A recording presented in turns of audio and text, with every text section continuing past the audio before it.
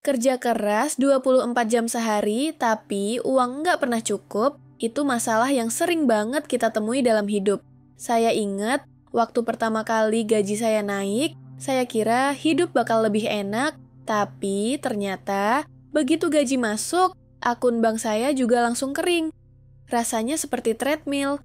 Semakin cepat saya berlari, semakin cepat juga saya kelelahan tanpa pernah sampai tujuan. Sampai suatu hari, saya ngobrol dengan teman lama di kafe kecil. Dia cerita bahwa dia baru saja liburan ke Bali.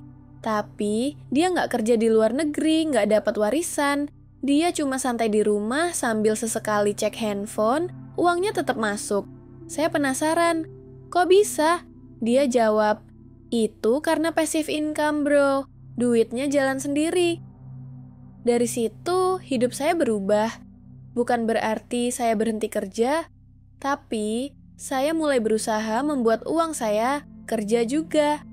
Setelah riset dan coba-coba, saya menemukan 8 sumber passive income yang benar-benar bisa bikin uang kita mengalir terus, walau kita lagi tidur, jalan-jalan, atau bahkan lagi sibuk nonton drama.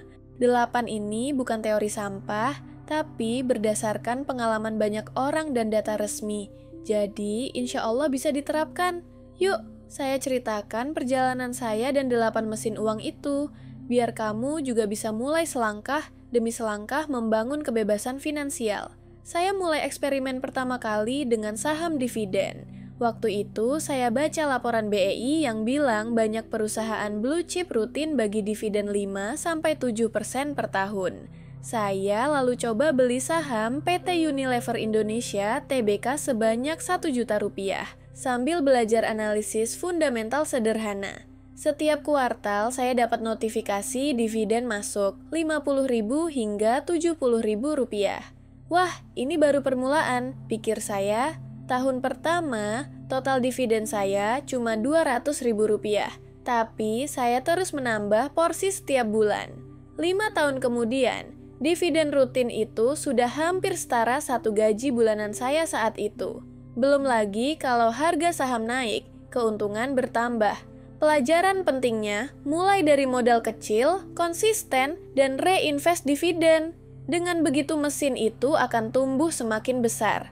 Sambil jalanin investasi saham, saya juga tertarik dengan properti. Saya punya teman, namanya Rina, yang beli 1 unit kos-kosan kecil di pinggiran Bandung dengan modal patungan 2 orang. Lokasinya dekat kampus, harga sewanya terjangkau buat mahasiswa. Rina pakai jasa pengelola properti untuk urus sewa, ngecat kamar tiap 1 tahun, dan ganti kasur kalau perlu. Hasilnya, dalam 2 tahun, dia dapat passive income sekitar Rp5.000.000 per bulan. Modalnya balik dalam waktu kurang dari 5 tahun. Dan sekarang, setiap tahun properti itu naik nilai 8-10% berdasarkan laporan Bank Indonesia. Rina sampai bilang, dulu saya mikir properti itu ribet, ternyata tinggal pegang kuncinya, duitnya jalan sendiri. Kalau kamu punya modal lebih, properti bisa jadi pilar passive income yang tahan banting. Sambil mengakumulasi 2 sumber itu, saya sempat bikin bisnis online dropshipping. Konsepnya sederhana. Saya buat toko online yang fokus jual aksesoris HP. Tapi saya nggak pegang barangnya, supplier yang kirim. Saya cuma desain website, pasang iklan Facebook Ads, dan urus customer service. Dalam 6 bulan, omsetnya sempat tembus Rp20 juta per bulan, walau margin tipis 10-15%. Tapi yang saya sukai, begitu sistem tertata, mulai dari akun marketplace sampai billing otomatis, saya bisa login tiap pagi, cek order, dan kalian kerjanya cuma 1 jam. Sisanya, saya pakai waktu untuk riset investasi saham dan properti. Produk digital seperti e-book Rahasia Cuan Saham yang saya jual di Tokopedia juga menambah drip income. Karena sekali upload, orang bisa beli kapan saja, saya tinggal transfer royaltinya ke rekening. Waktu sedang asik dropshipping, saya teringat bakat lama saya di menulis. Saya coba bikin e-book tentang investasi saham untuk pemula, lalu jual di Gumroad dan di Marketplace Indonesia. E-book itu saya tambahin studi kasus teman-teman yang berhasil. Budi yang dari nol tahu, saham kini punya dividen Rp500.000 per bulan, Atau Andi yang patungan reksadana indeks bareng saudara. Dalam setahun, e-book itu terjual lebih dari 1.000 kopi dengan harga Rp50.000. Cukup lumayan jadi passive income tambahan. Beberapa pembeli juga review positif, bahkan saya dapat permintaan upgrade materi untuk e-book kedua. Nah, kalau kamu senang musik atau seni kreatif, jangan lewatkan royalti. Saya punya sahabat, namanya Tika, dia komposer amatir. Lagu-lagunya dia upload ke platform distribusi digital seperti Spotify, Apple Music, dan YouTube Content ID. Tiap lagu streaming 10.000 kali, royalti Spotify-nya sekitar 1,5 juta rupiah, belum ditambah YouTube. Tahun kemarin, total royalti Tika tembus 20 juta rupiah, cukup untuk menemani pekerjaan utamanya sebagai guru sekolah. Ada juga fotografer teman saya yang jual fotonya di Shutterstock. Setiap kali foto di-download, ia dapat 25 sen hingga $2 per foto. Dalam setahun portfolio 200 foto, ia bisa dapat passive income sekitar $1.000 sampai $2.000. Sambil menjalankan semua itu, saya juga coba reksadana indeks. Karena saya tahu nggak semua orang punya waktu analisis saham. Reksadana indeks itu ibarat beli satu paket komplit saham-saham besar, di-manage oleh manajer investasi. Biayanya rendah, risikonya terukur, dan performanya hampir selalu mendekati pasar. Berdasarkan laporan OJK, reksadana indeks memberikan return rata-rata 10-12% per tahun dalam 5 tahun terakhir. Saya hanya perlu investasi bulanan otomatis via aplikasi, lanjut tidur, dan setiap bulan laporan NAV, Net Asset Value, datang sendiri. Ini cocok banget buat yang sibuk, tapi pengen semua modalnya tetap produktif. Satu lagi sumber yang nggak boleh dilewatkan, P2P Lending. Saya pernah join di beberapa platform fintech, jadi lender di project UMKM. Modal awal 2 juta rupiah, dengan bunga rata-rata 15% per tahun. Pastinya ada risiko gagal bayar, tapi platform kredibel biasanya punya dana proteksi atau asuransi.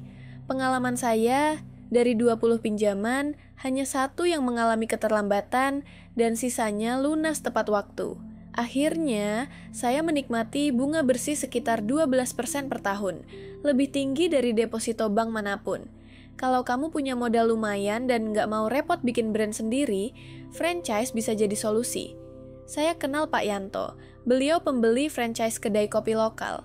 Modal sekitar 200 juta rupiah, tapi sistem, resep, branding, hingga pelatihan pegawai sudah siap. 4 bulan operasional, toko itu stabil dapat profit margin 20%. Beliau bilang, saya fokus ke monitoring laporan keuangan, sisanya tim sudah jalan. Dengan begitu, uang yang investasikan bisa balik dan generate passive income tiap bulan. Terakhir, platform yang pastinya kamu sudah familiar, YouTube. Saya pernah lihat channel teman saya. Dia bikin konten edukasi singkat investasi. Setelah tembus 1.000 subscriber dan 4.000 jam tayang, iklan mulai mampir. Bulan pertama dia dapat 1,5 juta rupiah, bulan keempat meningkat jadi 5 juta rupiah. Video-video lamanya juga terus diputar, jadi penghasilan terus berdatangan. Kunci sukses di YouTube adalah konsisten upload konten berkualitas dan optimasi SEO. Jadi setelah video lama viral lagi, income pasifnya tetap mengalir. 8 sumber passive income itu saling melengkapi. Saham dividen dan reksadana indeks untuk stabilitas jangka panjang, properti dan franchise untuk pilar aset nyata, bisnis online dan digital produk untuk skalabilitas, royalti kreatif untuk memaksimalkan bakat, P2P lending untuk diversifikasi, dan YouTube untuk memanfaatkan platform global. Semua butuh investasi awal, waktu, tenaga, atau modal. Tapi begitu sistem berjalan, masing-masing jadi mesin uang yang bikin hidup kita lebih leluasa. Kalau kita hitung kasar, misalnya kamu alokasikan 1 juta rupiah per bulan untuk saham dividen, 2 juta rupiah per bulan untuk reksadana indeks, modal 100 juta rupiah untuk properti subsidi dikumpulkan patungan, dan 5 juta rupiah untuk franchise kecil-kecilan. Tahun pertama mungkin belum terasa besar, tapi di tahun ketiga hingga kelima, Passive income gabungan bisa menutupi kebutuhan hidup dasar. Itu asumsi konservatif, tapi realistis berdasarkan pengalaman banyak orang. Intinya, jangan hanya bergantung satu sumber. Diversifikasi itu kunci, mulai dari yang kecil, pelajari risikonya, lalu scale up. Jangan takut gagal, karena dari kegagalan itulah kita belajar memperbaiki strategi. Penting juga terus update pengetahuan, baca laporan BEI, OJK, atau Bank Sentral, dan bergabung di komunitas investor untuk dapat insight baru. Kaya tanpa harus kerja non-stop itu bukan mimpi. Yang perlu kita lakukan adalah kerja cerdas. Sampai ketemu di video berikutnya. Tetap semangat dan selamat membangun kebebasan finansial.